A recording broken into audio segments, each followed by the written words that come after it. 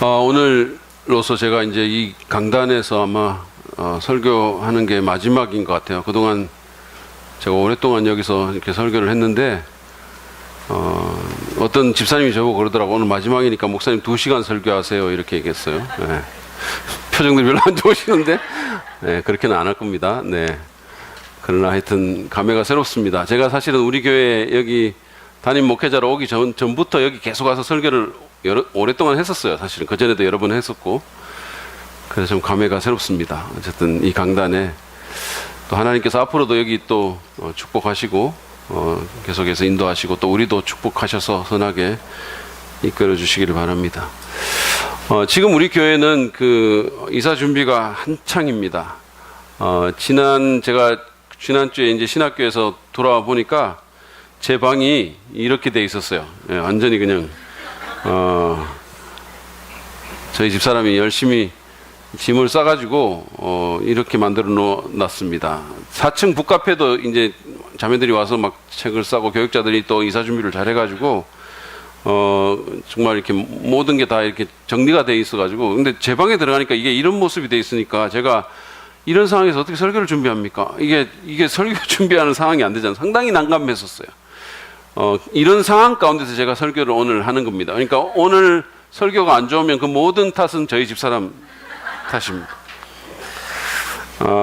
사실은 설교 제가 이제 교회 이전을 해보니까 지금 오늘도 그렇지만 이번 주도 그렇지만 다음 주도 제가 난감해요. 이게 짐을 이렇게 다 사가지고 이제 이번 주에 또 옮겨놓으면 정리도 안 될 텐데 어떻게 할까 막 여러 가지 생각들이 들더라고요. 그래서 이제 몇몇 성도님들이 저한테 성도들 자습을 좀 시키면 목사님 좀 제발 좀 그거 해주세요 이렇게 말하는 분도 있었어요. 그렇지만 저는 그 유혹의 말에 흔들리지 않고 마음을 굳게 해서 오늘 설교를 합니다. 어쨌든 우리 교회 지금 이렇게 이곳저곳 둘러보시면 알겠지만 뭐 책들뿐만 아니라 이제 가구들도 사실은 분류를 해가지고 가지고 갈 것과 남겨놓을 것, 버릴 것 뭐 이런 것들을 분류를 했어요. 그래서 뭐 빨간 딱지가 이렇게 붙어 있는 걸 볼 거예요. 그건 다 버리거나 놔둘 건데 혹시 차압 들은 거 아닌가 걱정하지 않으셔도 됩니다. 이건 우리가 다 한 거니까요. 아무튼 이렇게 강구한 것처럼 오늘 이제 예배 후에 우리가 이제 옮길 수 있는 짐들을 옮기고 또 청소도 그쪽에서 하면서 이제 이사를 시작을 할 겁니다. 아마 이번 주 중에는 완전히 마무리가 되지 않을까 생각합니다. 다른 특별한 예외적인 일이 생기지 않는다면 이게 이제 마지막 드리는 주일 예배일 것이고, 혹시 이제 그 다음 주일에는 우리가 저쪽에 있을 건데 아주 다른 환경 가운데 있을 건데 혹시 별 생각 없이 그냥 일어나가지고 그냥 간성의 법칙에 의해서 여기 오신 분들이 혹시 있을지 모르겠어요. 혹시 여러분들 여기 오시거든 다른 목사님이 여기 서 계시거든 사랑 믿는 교회 담임 목사님이 바뀐 게 아니고 여러분들이 다른 교회에 오신 거예요. 그러니까 빨리 나와서 송정직으로 오시면 되겠습니다. 아무튼 2000년도 10월 달에 이곳으로 이제 우리가 이주를 와가지고 거의 한 19년이 넘도록 20년 다 되도록 이 공간에서 하나님을 예배하고 또 사역하고 또 말씀을 들었습니다. 이 공간에서 삶의 희노애락을 우리가 서로 나누고 때로는 웃기도 하고 때로는 울기도 하고 그랬습니다. 그리고 이 공간에서 또 많은 음식을 먹었습니다. 계속 교제를 나누면서 미역국, 소고기국, 미역국, 소고기국 미소를 지으며 먹었습니다. 그동안 이곳에서 이런저런 은혜를 베푸신 그리고 우리를 여기까지 인도하신 하나님께 깊은 감사를 드리고 주님을 찬양합니다. 저는 중간에 사실은 여기 왔지만 처음부터 이 공간에 계셨던 분들은 아마 저보다는 훨씬 더 깊은 그런 감회가 있을 거라고 생각합니다. 그렇지만 우리가 그냥 감상에만 사로잡혀 있을 수 없는 것은 이제 우리의 얘기가 여기서 끝나는 것이 아니기 때문입니다. 이제 우리는 송정지구로 가서 새로운 얘기를 또 써내려가게 될 겁니다. 하나님도 그곳에서도 새로운 일을 하실 것입니다. 그 역사를 기대하면서 우리가 이제 박스를 싸고 가구에 라벨을 붙이고 이런 준비를 하는데 그것과는 또 다른 차원의 이사 준비를 할 필요가 있다고 저는 생각해요. 사실은 이 시리즈 자체가 그런 취지에서 마련된 거고, 그래서 오늘은 구체적으로 우리가 정말 해야 될 어떤 영적인 준비, 마음의 준비, 이런 거룩한 이사 준비에 대해서 좀 생각하기를 원합니다. 사실은 우리뿐만 아니라 예전에, 오래전에 아주 그 큰 이사를 준비하던 공동체가 있었는데 그들의 얘기가 여호수아 3장에 적혀 있는 겁니다. 그래서 이 본문을 근거로 저는 거룩한 이사 준비에 대해서 생각해 보기를 원합니다. 오늘 이 본문에 의하면 우리가 해야 될 준비가 있는데 그것은 바로 우리의 무지를 인정하고 하나님의 인도를 잘 따라가겠다는 그런 마음의 준비를 하는 겁니다. 우리 자신의 연약함, 우리 자신의 무지를 인정하고 이제 새로운 곳으로 가니까 잘 아시는, 우리보다 더 잘 아시는 하나님의 그 인도하심을 따라가야 되겠다. 그런 생각을 하고 결단을 하는 겁니다. 여러분이 잘 알다시피 이스라엘 민족은 이 이집트로 가가지고 거기서 사실은 400년을 살았습니다. 그리고 그 후반기에는 노예 생활을 했었어요. 아주 혹독한 노예 생활을 했는데 하나님의 은혜와 모세라는 아주 특출한 불세출의 지도자의 용도로 노예 생활의 사슬을 끊고 이집트에서 나왔습니다. 하나님께서 이제 그들을 새로운 곳으로 이끌기를 원하셨는데 이 사람들이 하나님을 계속해서 불신하고 또 하나님 말씀에 순종하지 않음으로 인해서 사실은 한 달 안에 갈 수 있는, 아무리 오래 잡아도 한 달 안에 갈 수 있는 그 길을 40년을 광야 생활을 했어요. 뺑뺑이를 돌면서. 그리고 이제 40년이 지나서 모세가 요단강 동편 느보산이라는 곳에서, 모압이라는 나라의 느보산이라는 곳에서 그 생명을 다하게 됩니다. 그리고 나서 그의 후계자로 여호수아가 모세의 뒤를 이어서 이스라엘의 지도자가 되는 겁니다. 그들이 이주해 갈 최종 목적지는 가나안 땅인데 지금 이스라엘 사람들이 살고 있는 그 땅입니다. 그곳인데 그들은 이제 강 하나를 마주하고 시딤이라는 곳에 있어요. 지도를 보여주십시오. 여기 보면 여러분 그 위에 있는 파란 동그라미가 갈릴리 호수 바다고 그 밑에 있는 게 사해라는 긴 그 바다죠. 그리고 이제 거기서 파란 줄이 있는데 그게 요단강이에요. 지금 이 사람들이 하살표가 있는 그 곳 시딤이라는 곳에 집결해 있는 겁니다. 200만이나 되는 사람들이. 자, 이제 그들이 3장 1절에 보면 이 시딤에 있다가 조금 더 요단강 앞쪽으로 이동해서 거기에 진을 쳤습니다. 그들의 문제가 두 가지인데 여러분이 지도를 보면 너무 잘 알겠지만 하나는 이 요단강이 그들을 가로막고 있다는 거예요. 그것도 물이 불어올라서 범람하는 강이었었어요. 15절 말씀 한번 보세요. 그 궤를 맨 사람들이 요단강까지 왔을 때에는 마침 추수 기간이어서 제방까지 물이 가득 차올랐다. 완전히 그냥 물이 넘치는 겁니다. 이런 강이었었어요. 여러분 이게 얼마나 큰 장애물이었을지 한번 생각해 보십시오. 이 200만의 사람들이 잘 훈련된 그냥 군인들이 아니잖아요. 어린아이에서부터 시작해서 노인에 이르기까지 200만의 사람들이 범람하는 강물을 건너서 가나안 땅에 들어가야 되는데 어떻게 그렇게 합니까? 어떻게 그게 가능한 일입니까? 이건 불가능한 일이죠, 사실. 또 하나의 문제가 있었는데 그것은 4절에서 말한 것처럼 그들이 가나안 땅을 이전에 한 번도 가본 적이 없다는 거예요. 완전히 외국 땅입니다. 낯설고 물선, 생전 처음 가보는, 말도 안 통하는, 무슨 일이 있을지 모르는, 어떤 지형, 어떤 상황이 있는지 모르는 그런 곳이었다는 거예요. 제가 이제 그 유학을 하기 위해 가지고 오래전에 처음으로 미국이라는 나라를 갔을 때가 생각이 나요. 저는 사실은 그전에는 뭐 요즘은 사람들이 이렇게 외국을 뭐 여행하러 많이 나가는데 그때는 안 그랬거든요. 우리는 신혼여행도 제주도로 갔어요. 그게 최고 잘 가는 겁니다. 사실은 어떤 면에서 보면. 그런데 그러니까 그전에는 제가 외국을 나간 적이 없는 거죠.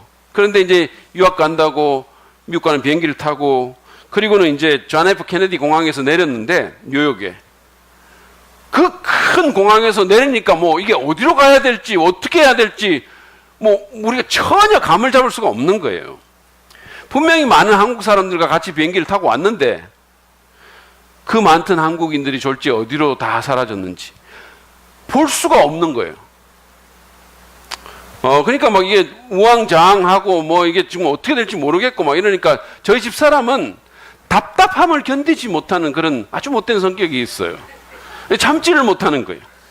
그러니까 저한테 막 물어보라고, 어디로 가야 되는지 물어보라고 막 계속 채근하는 거죠. 근데 저는 영어 못하는 거를 제 아내에게 들킬까봐 제 가오를 생각해서 누구에게도 묻지를 않고 그냥 걸어갔어요. 근데 속으로는 정말 불안했습니다. 길을 잃을까봐. 아니 도대체 뉴욕 공항도 나 못 나갈까봐. 얼마나 불안했는지 몰라요. 가다가 보니까 어떤 사람이 잠바를 입고 이렇게 등을 보이는데 보니까 등에 코리안 에어라인이라는 게 써져 있는 거예요. 대한항공 잠바였었어요. 너무너무 구세주를 만난 기분이에요. 그래서 제가 막 열심히 쫓아가가지고 저기요라고 말했는데 그 사람이 이렇게 돌아보는데 미국 사람이었었어요. 뉴욕의 대한항공에 취직한 미국 사람인데 한국말을 못하는 거예요. 정말로 절망적이었습니다. 여러분 제 심정을 이해하겠습니까?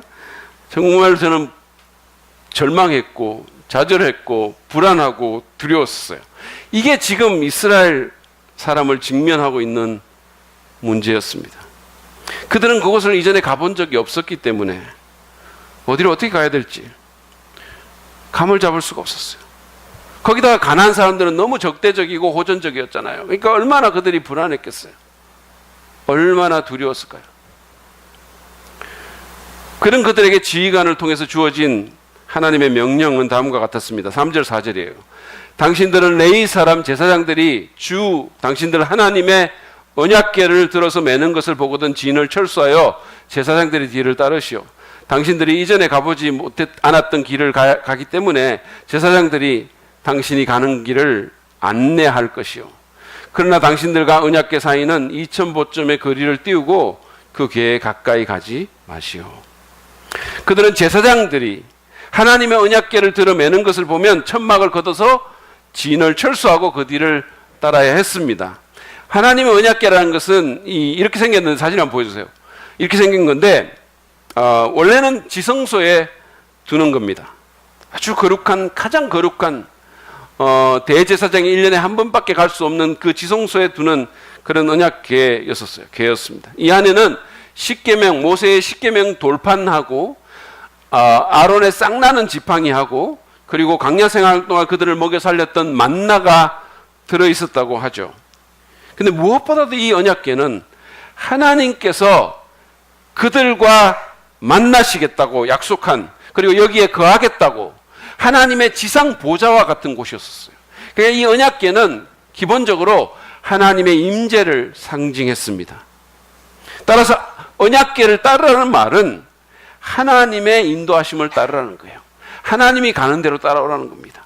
여기서 한 2000보 정도, 이렇게 원래는 2000규빗인데 이거를 그 미터로 이걸 환산을 하면 약 900m 정도의 거리를 두고 그 언약궤를 따르라고 얘기를 했거든요. 그것은 하나님을 하나님으로 존중하고 너무 가까이 가지 말라는 거죠. 함부로 하지 말고 겸손히 그분의 권위를 인정하면서 그분의 이끄심을 따르라는 겁니다. 그러면 전지전능하신 하나님께서 우리는 안 가봤지만, 우리는 모르지만 이미 다 알고 계시는 그 하나님께서 그들을 새로운 장소로 인도하시고 그들을 통해서 새로운 일을 행하시겠다라는 말입니다. 여러분, 우리도 그래야 됩니다. 본문의 이스라엘 백성처럼 우리도 지금 미지의 땅을 눈앞에 두고 있어요. 미지의 상황을, 미지의 시간을 눈앞에 두고 있습니다. 저는 매주마다 이제 그 다음 주일을 이렇게 생각을 하잖아요. 그러면 이렇게 그림이 떠오르거든요. 여기 여러분들이 보면 비슷한 장소에 앉아 있어가지고 그런 것도 막 떠올라요. 이게 저 사람은 여기, 이게 제가 이렇게 여러분 없을 때 이렇게 돌아다니면서 여기 돌면서 기도할 때가 있거든요. 기도하면 이렇게 생각이 나요. 이게. 근데 지금은 다음 주가 어쩔지 전혀 생각이 안 나요. 그 환경이 어떻게 될지, 뭐가 어떨지, 뭐 감을 잡을 수가 없는 거예요. 아무도 안 나타날지, 전부 여기 와 있을지 좀 모르겠는 거예요. 우리는 모릅니다. 우리는 몰라요. 아까 그 특송에서도 말한 것처럼 우리는 어디로 가야 될지도 잘 모르겠고 어떻게 무엇을 해야 될지도 모릅니다. 인간의 한계예요. 사실 우리는 우리 앞에 어떤 강이 가로막고 있는지조차도 우리는 모르는 거예요. 당시에 이스라엘 사람들은 그래도 그 앞에 요단강을 눈으로 보긴 봤잖아요. 우리는 지금 우리의 요단강을 보지도 못하는 거예요. 여러분, 분명한 사실은 사단이 우리가 잘 되는 것을 그냥 두고 보지만 않는 거예요. 우리가 그냥 잘 가도록 놔두지 않을 거라는 말씀입니다. 그는 우리 앞에 장애물을 둘 것이고 건너가지 못할 것 같이 느껴지는 어떤 요단강을 줄 것이고 우리를 겁주고 우리를 실망시키고 우리를 좌절시키려 할 것입니다. 우리를 주저앉히려고 할 거예요. 그러므로 우리는 우리의 무지와 연약함을 인정하고 우리 하나님의 인도하심을 잘 따라야 돼요. 정말로 그런 자세가 필요합니다. 잠언 3장 5절 6절 말씀은 이렇게 말씀하죠. 너의 마음을 다하여 주님을 의뢰하고 너의 명철을 의지하지 말아라. 우리 생각, 우리의 지식 그거 의지하지 말라는 거예요. 네가 하는 모든 일에서 주님을 인정하여라. 사업이든 여러분 자녀 양육이든 뭐든 간에 부부 관계든 어떤 일이든 그 모든 일에 하나님을 인정하라는 거예요. 그러면 주님께서 네가 가는 길을 곱게 하실 것이다. 우리의 생각이나 지혜가 아니라 우리의 경험이 아니라 주님을 의지하고 그분을 인정하고 그분의 이끄심을 따라야 됩니다. 그러면 그분이 우리의 길을 곱게 하실 거라고 약속하십니다. 이것은 교회뿐만 아니라 여러분의 개인적인 삶 가운데도 마찬가지예요. 우리의 지식, 우리의 경험, 우리의 느낌 이게 다인 양 그거를 내세우지 말기를 바랍니다. 여러분, 우리보다 더 잘 아는 분이 계십니다. 우리보다 더 잘 아는 분이 계세요. 제가 여기 이제 전에 아까도 말한 것처럼 우리 담임 목회자로 이 교회 오기 전에 우리 교회 오기 전에 그때는 이제 강사로 여러 번 몇 번 왔었거든요. 제가 설교도 하고 이랬는데 한 번은 나중에 그 얘기를 들었어요. 그 당시에 여기 교회 집사님 중에 그리스 말을 엄청 잘하는 분이 계셨다는 거예요.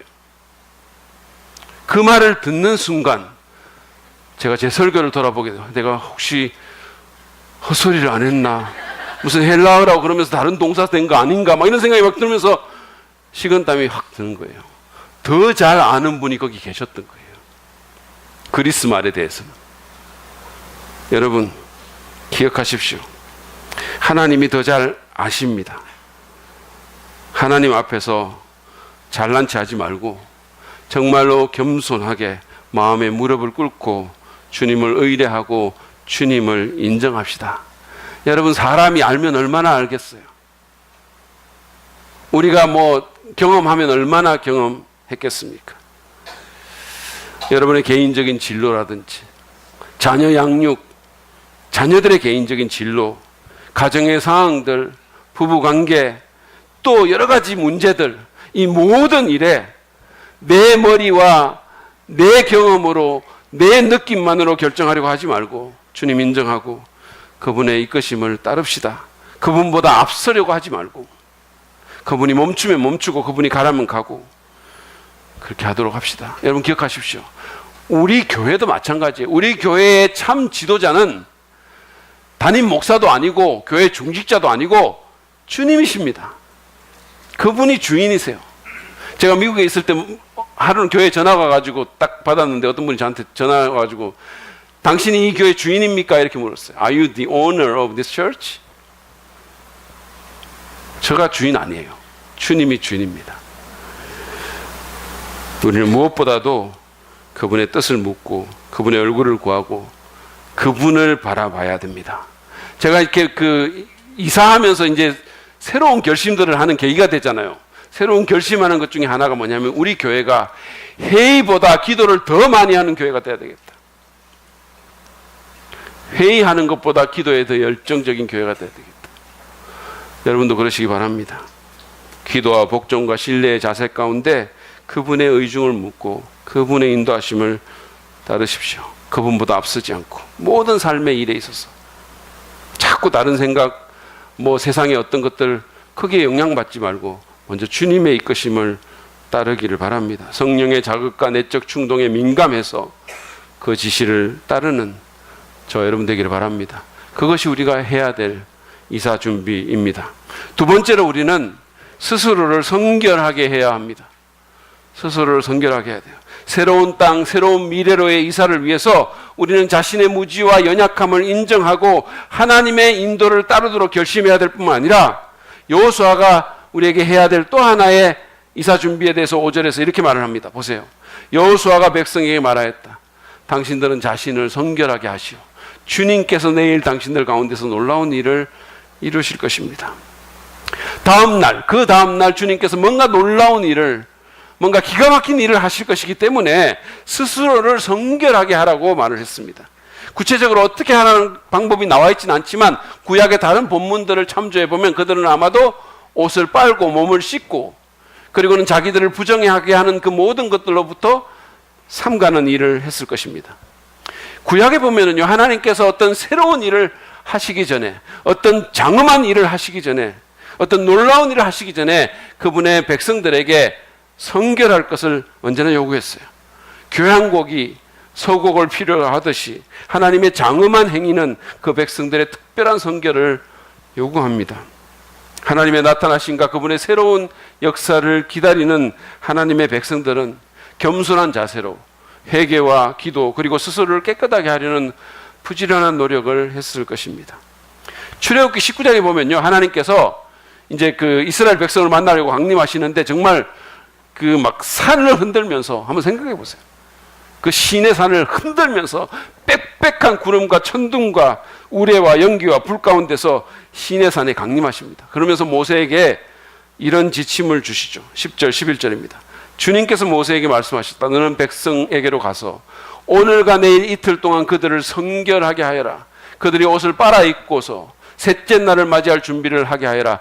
바로 이 셋째 날의 나주가 온 백성이 보는 가운데서 시내산에 내려가겠다. 우리도 새로운 땅에서 새롭게 역사하실 하나님의 그 역사를 앞두고 스스로를 성결하게 해야 됩니다. 어떻게 그렇게 할 수 있을까요?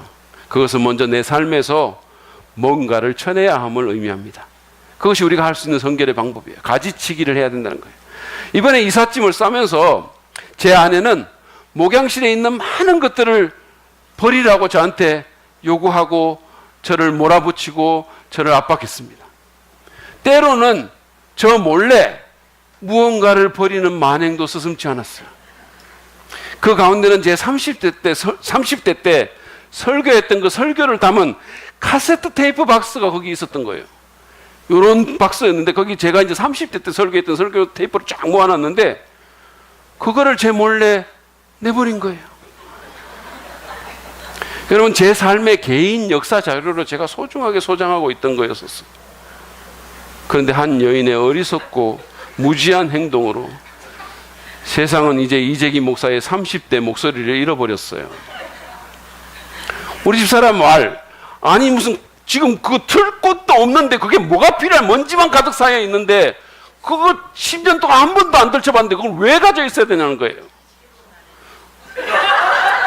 감사합니다. 어쨌든 그녀가 그런 만행을 저지르면서 이번 주에 저한테 많이 했던 말이 있었는데 그게 뭔지 아십니까? 그게 뭐냐면, 여보, 당신은 정말로 미련이 너무 많아, 이런 얘기를 했어요. 저한테. 당신 정말 미련이 너무 많아. 제가 못 버리니까, 못 버리게 하니까. 여러분도 그렇습니까? 여러분도 미련이 많으세요? 그냥 지나가고 말 이 세상 것에 일장 춘몽 같은 이 삶에 미련이 너무 많으십니까? 여러분, 우리는 우리를 이 세상의 것들에 자꾸 매이게 만들고 주님께 더 가까이 가지 못하게 만드는, 그렇게 방해하는 요소들을 제거해야 돼요. 우리 인생을 위대한 인생으로 만들어주지 못하게 하는, 그냥 사소한 일들, 쪼잔한 일들에 자꾸만 집착하게 하는 그런 것들을 제거해야 됩니다. 이사하면서 많은 것들을 쓰레기통에 집어넣듯이 우리는 그렇게 해야 돼요. 그게 어떤 사람이건 물건이건 아니면 뭐 TV나 인터넷 게임 같은 연애 오락이건 아니면 그보다 더 차원이 높은 예술 행위건 그 어떤 습관이건 마음의 생각이건 다 가지치기 할 거 해야 됩니다. 여러분, 나무도 가지치기를 해야 더 잘 자라고 열매를 맺지 않습니까? 운동 경기하는 사람들도 무거운 것을 벗어버려야 더 잘 빨리 달릴 수가 있지 않습니까? 우리의 영적인 자유를 제한하고 우리를 자꾸만 끌어내리는 것들, 그런 것들 우리는 벗어버려야 됩니다. 그게 그 자체로 나쁜 것이 아니라 하더라도 쳐낼 것은 쳐내야 하죠. 제가 언젠가 쓴 칼럼 제목처럼 뭔가는 가야 됩니다. 뭔가는 가야 돼요. 우리가 다 모든 것을 다 가지고 살 수는 없는 법입니다.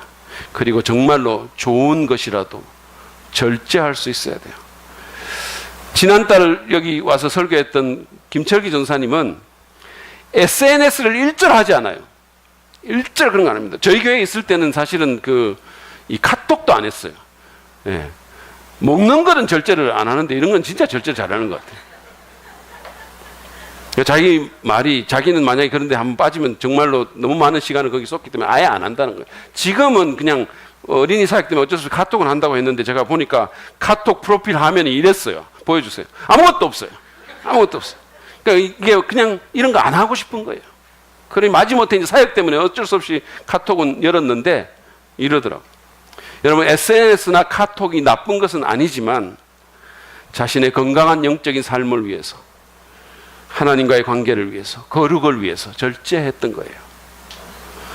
삶의 가지치기, 절제가 성결한 삶에 꼭 필요합니다. 그 외에 우리가 할 수 있는 또 하나 방법인데 그것은 바로 회개라는 거예요.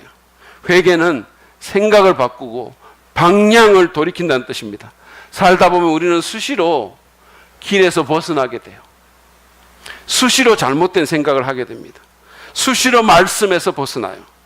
우리는 망령된 생각을 하고 세상 사람들이 사는 것처럼 삽니다. 시편 1편의 말씀처럼 우리는 악인의 꾀를 따르고 죄인의 길에 서고 오만한 자의 자리에 너무너무 잘 앉습니다. 그래서 우리는 수시로 돌이켜야 되는 거예요. 구원파는 회개란 예수 믿을 때 딱 한 번만 하면 된다고 말을 하는데 절대 그렇지 않습니다. 고든 맥도날드가 말한 것처럼 회개는 우리의 라이프 스타일, 우리의 삶의 방식이 돼야 되는 거예요. 왜냐하면 우리가 매일매일의 삶을 살면서 너무 자주 벗어나기 때문이에요. 너무 망령된 생각을 수시로 하기 때문입니다. 너무 세상 사람들 같이 생각하고 그렇게 말하고 그렇게 선택하고 그렇게 행동하기 때문이에요. 그래서 우리가 돌이켜야 됩니다. 매일같이 회개해야 돼요. 우리가 우리의 죄를 자백하고 인정하고 돌이키면 주님께서도 우리를 그 모든 죄와 불의에서 깨끗하게 회복시켜 주실 것입니다. 요한일서 1장 8절을 보시면 우리가 우리 죄를 자백하면 하나님은 신실하시고 의로우신 분이셔서 우리 죄를 용서하시고 모든 불의에서 우리를 깨끗하게 해주실 것입니다. 그렇게 약속하셨어요. 이처럼 우리는 우리 삶의 가지치기와 절제와 회개를 통해서 우리 스스로를 성결케 해야 됩니다. 세상에서 돌이켜 하나님께 더 가까이 가겠다고, 더 나은 삶을 위해서 거룩을 추구하겠다고, 가지치기 하겠다고 헌신해야 됩니다. 그게 새로운 곳, 새로운 미래의 이사를 앞두고 우리가 해야 될 거룩한 이사 준비입니다. 마지막으로 우리는 말씀에 의지해서 믿음의 발걸음을 떼야 됩니다. 6절을 한번 보시죠. 사실은 이것이 우리가 해야 될 거룩한 이사 준비 중에 가장 어려운 거예요. 6절을 보세요. 여호수아가 제사장들에게 언약궤를 메고 백성보다 앞서 건너가라고 명령하자 그들은 언약궤를 메고 백성들 앞에서 나아갔다. 아니 이게 뭐 어렵지? 이렇게 생각하십니까? 자세히 보세요. 여러분, 차도를 건너가라고 한 게 아닙니다. 영동대교를 건너가라고 한 게 아니에요. 요단강을 건너가라고 한 겁니다. 범람하는 요단강이에요. 8절은 하나님께서 여호수아에게 한 말씀인데 한번 보세요. 이제 너는 언약궤를 맨 제사장들에게 요단강의 물가에 이르거든 요단강에 들어가서 서 있으라고 하여라. 그냥 잔잔한 요단강이 아니에요. 우리가 아까 15절에서 본 것처럼 추수 때 범람하는 제방까지 물이 차오른 그런 강입니다. 이 팔레스타인의 3, 4월에 보리추수를 했는데 이 보리추수기가 되면 헤르몬 산에 있는 그 눈들이 다 녹아가지고 요단강으로 들어와요. 그러면은 그 요단강이 엄청나게 차올라가지고 평소에 30m였던 강폭이 10배 이상이 늘어나는 거예요. 그리고 1, 2m 정도의 수위가 한 4m 정도가 됩니다. 그러니까 깊이가 그렇게 깊어지는 거예요. 그리고 유속이 무려 16km가 된다고 합니다. 여러분, 이런 강에 그냥 발 집어넣고 걸어가라는 거예요. 여러분 같으면 하시겠어요? 특별히 여기 리더들, 여기 제사장들한테 그러라고 했는데, 리더들, 목자님들, 중직자들, 또 부모님들, 여러분 하시겠습니까? 앞서서 하시겠어요? 표정이 무슨 표정이죠? 저 같으면 못할 것 같아요. 저 같으면은 아마도 지체 없이 제 아내를 부를 겁니다. 여보, 당신은 뭐든지 미련이 별로 없다고 그랬잖아. 여기 집어넣어, 여기.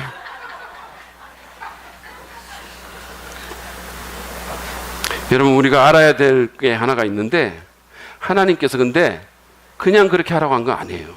한 가지 그분이 주신 게 있습니다. 그것은 바로 그분의 약속이었었어요. 11절부터 13절입니다. 우리 같이 한 절씩 교독하면서 읽어볼까요? 여호수아 3장 11절.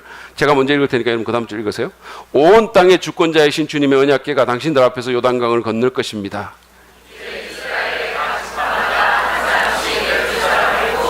같이 읽겠습니다. 온 땅의 주권자이신 주님의 궤를 맨 제사장들의 발바닥이 요단 강물에 닿으면 요단 강물 곧 위에서부터 흘러내리던 물줄기가 끊기고 둑이 생겨 물이 고일 것입니다. 하나님께서 제사장들의 발바닥이 강물에 닿으면 물줄기가 끊어질 거라고 약속하셨어요. 이제 그 사람들은 선택해야 했습니다. 이 약속의 말씀을 의지하고 미래를 향해서 새로운 하나님의 역사를 향해서 믿음의 발걸음을 떼든지 아니면 스스로 안전을 도모하면서 다시 광야로 돌아가서 쓸모없는 생활을 하든지. 그들은 어떤 선택을 했을까요? 그들은 주님의 말씀을 의지하고 믿음의 모험을 해보기로 했습니다. 과감하게 안전지대를 한번 떠나보기로 한 거예요. 의미를 위해서 안전을 포기한 겁니다. 사실은 그게 가장 안전한 길이에요. 여러분, 어떻게 됐을까요? 14절부터 17절입니다. 이것도 우리 교독하겠습니다. 제가 먼저 읽을게요. 백성이 요단강을 건너려고 자기들의 진을 떠날 때 언약궤를 맨 제사장들이 백성 앞에서 나아갔다.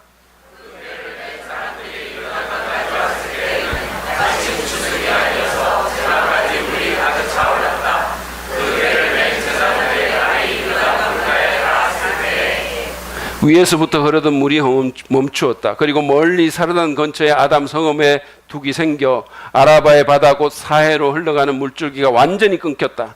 그래서 백성들은 여리고 맞은쪽으로 건너갈 수 있었다. 같이요. 온 이스라엘 백성이 마른 땅을 밟고 건너서 온 백성이 모두 요단강을 건널 때까지 주님의 언약궤를 맨 제사장들은 요단강 가운데의 마른 땅 위에 튼튼하게 서 있었다.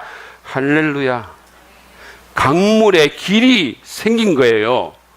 완전히 절망하고 있던 그 사람 앞에서 하나님이 길을 내신 겁니다. 그들이 믿음의 발걸음을 뗐을 때 하나님이 놀라운 일을 하신 거예요.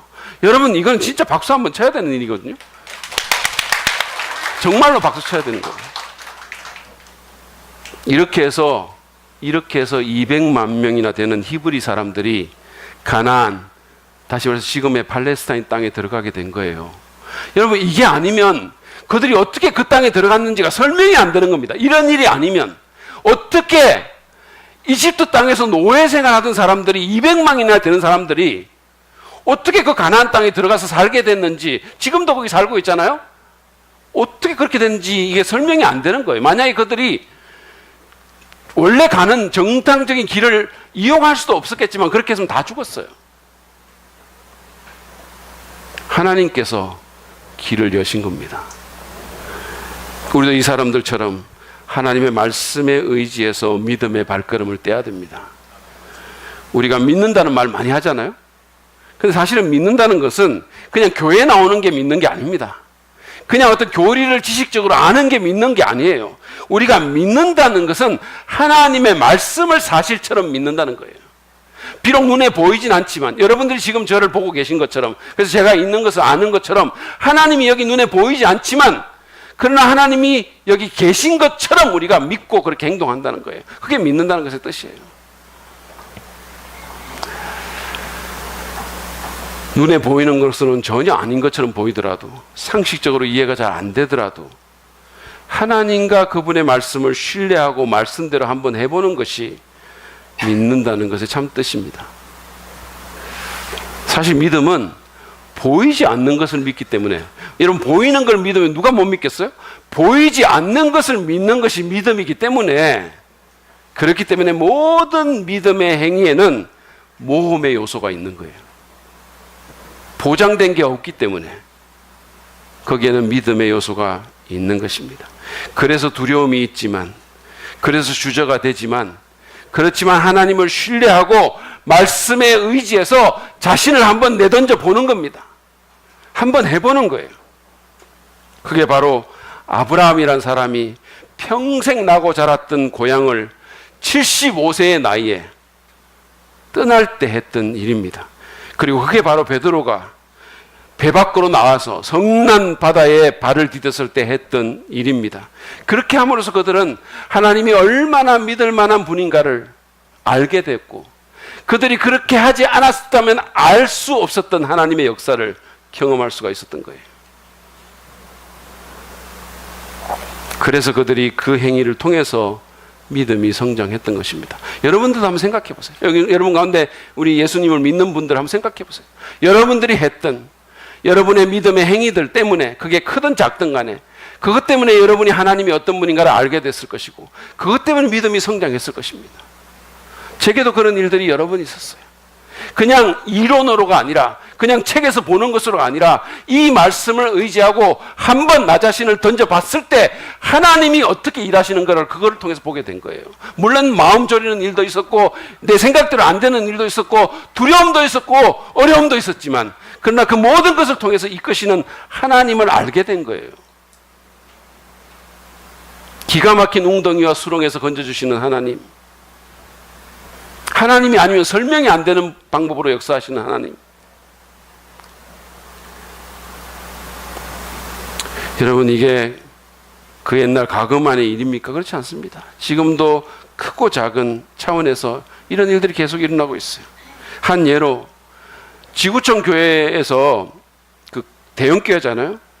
거기에 담임 목사님이었던 진재혁 목사님이 케냐 선교사로 가라는 하나님의 부르심에, 그 음성에 순종해가지고 교회 담임 목사직을 내려놓고 아프리카를 향해서 믿음의 발걸음을 뗐던 일이 있었던 겁니다. 세상의 기준으로 보면 정말 바보 같은 짓 아니에요? 이게 제가 이런 비유가 좀 안 어울리지만 그냥 이해를 돕기 위해서 말씀드리면, 이건 마치 어떤 대기업 총수가 저 오지에 정말 구멍가게 같은 거 새로 시작하러 가는 거예요. 이게 말이 됩니까? 세상적으로는 이해가 안 되는 짓이에요. 너무나 많은 목회자가 가고 싶어하는 꿈의 교회, 한국에서 가장 크고 또 좋은 교회 중에 하나로 손꼽히는 그 교회의 담임 목사직을 스스로 내려놨어요. 하나님의 말씀에 의지해서. 교회에 문제가 있거나 개인적인 스캔들에 휘말린 게 아닙니다. 교회는 성장하고 있었고 성도들은 그를 사랑했어요. 그런데도 그는 50대 중반의 나이에, 그 어느 때보다 안정을 추구해야 될 그 나이에 전혀 새로운 곳으로 움직인 겁니다. 저는 그가 그 믿음의 결단으로 그러지 않았으면 알 수 없었을 하나님을 알게 되었을 것이라고 생각하고, 앞으로 더 풍성히 알게 될 거라고 생각합니다. 왜 그런 눈빛으로 저를 바라보세요? 여러분, 저는 아프리카 안 갑니다. 저는 안 가요. 지금 아마 지금 설교 들으면서 제게 목사님도 그분처럼 다 내려놓고 신축 건물 내려놓고 믿음으로 아프리카 선교지 가십시오라고 혹시 생각하시는 분에게 제가 드릴 수 있는 영화 대사가 있어요. 네가 가라 아프리카. 여러분 가세요. 저는 안 갑니다. 물론 하나님께서 가라고 하시면 가죠. 근데 지금은 제게는 그런 말씀 안 하셨고 저한테 송정지구 가라고 하시니까 제가 믿음으로 거기 갑니다.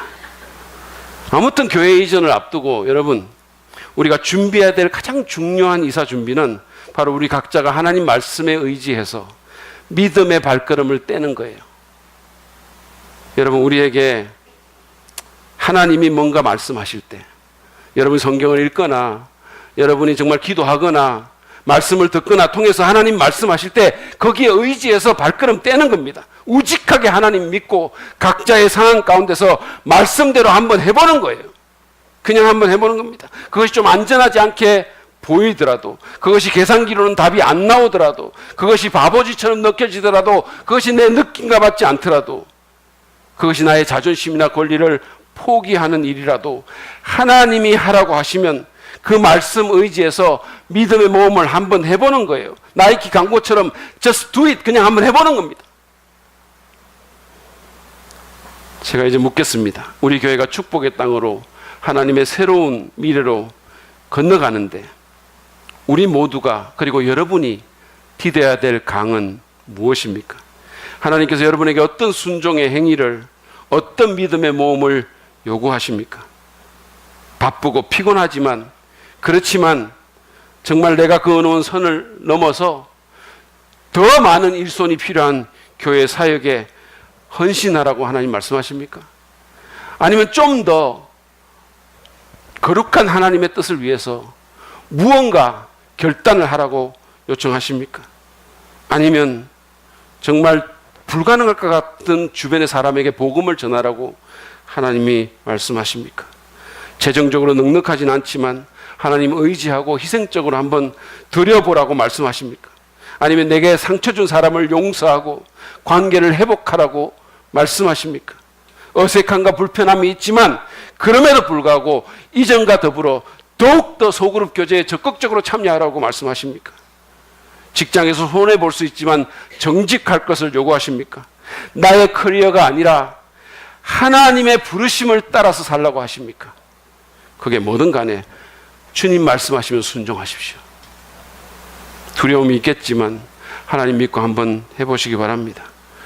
여러분의 강물에 믿음으로 발을 내딛으십시오.